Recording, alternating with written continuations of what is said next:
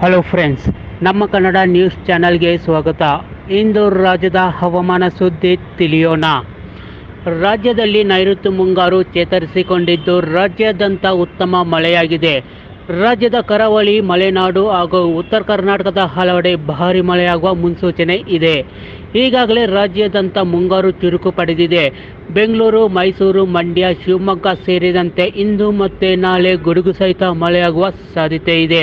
ಹವಾಮಾನ ಇಲಾಖೆಯಂತೆ ಈ ಮಳೆ ಇನ್ನು 3 ದಿನ ಇರಲಿದೆ. ಇಂದು ಬಹುತೇಕ ರಾಜ್ಯದ ಎಲ್ಲ ಜಿಲ್ಲೆಗಳಲ್ಲಿ ಮುಂಗಾರು ಮಳೆಯಾಗುತ್ತಿದೆ.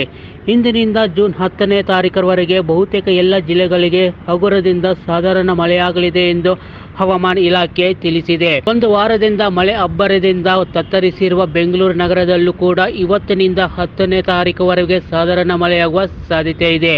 ಇನ್ನು ಮುಂದಿನ 24 ಗಂಟೆಗಳಲ್ಲಿ ಬಳ್ಳಾರಿ, ಬೆಂಗಳೂರು ನಗರ, ಬೆಂಗಳೂರು ಗ್ರಾಮಾಂತರ, ಚಾಮರಾಜನಗರ, ಚಿಕ್ಕಮಗಳೂರು, ಚಿತ್ರದುರ್ಗ, ದಾವಣಗೆರೆ, ಹಾಸನ, ಕೊಡಗು, ಮಂಡ್ಯ, ಮೈಸೂರು, ಶಿವಮೊಗ್ಗ, ವಿಜಯನಗರ ಜಿಲ್ಲೆಗಳಲ್ಲಿ ಗುಡುಗು ಸಹಿತ ಮಳೆಯಾಗುವ ಸಾಧ್ಯತೆ ಇದೆ.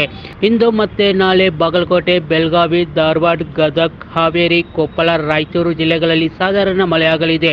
ಜೂನ್ 8 ಮತ್ತು 9ರಂದು ಬಾಗಲಕೋಟೆ, ಬೀದರ್, ಗದಗ, ಕಲಬುರಗಿ, ಕೊಪ್ಪಳ, ರಾಯಚೂರು, ವಿಜಯನಗರ, ಯಾದಗಿರಿ, ಬಳ್ಳಾರಿ, ಬೆಂಗಳೂರು ಗ್ರಾಮಾಂತರ, ಬೆಂಗಳೂರು ನಗರ, ಚಾಮರಾಜನಗರ, ಚಿಕ್ಕಬಳ್ಳಾಪುರ, ಚಿತ್ರದುರ್ಗ, ದಾವಣಗೆರೆ, ಕೊಡಗು, ಮಂಡ್ಯ, ಮೈಸೂರು, ರಾಮನಗರ, ತುಮಕೂರು, ವಿಜಯನಗರ ಜಿಲ್ಲೆಗಳ ಕೆಲವೆಡೆ ಹಗುರದಿಂದ ಸಾಧಾರಣ ಮಳೆಯಾಗುವ ಸಾಧ್ಯತೆ ಇದೆ.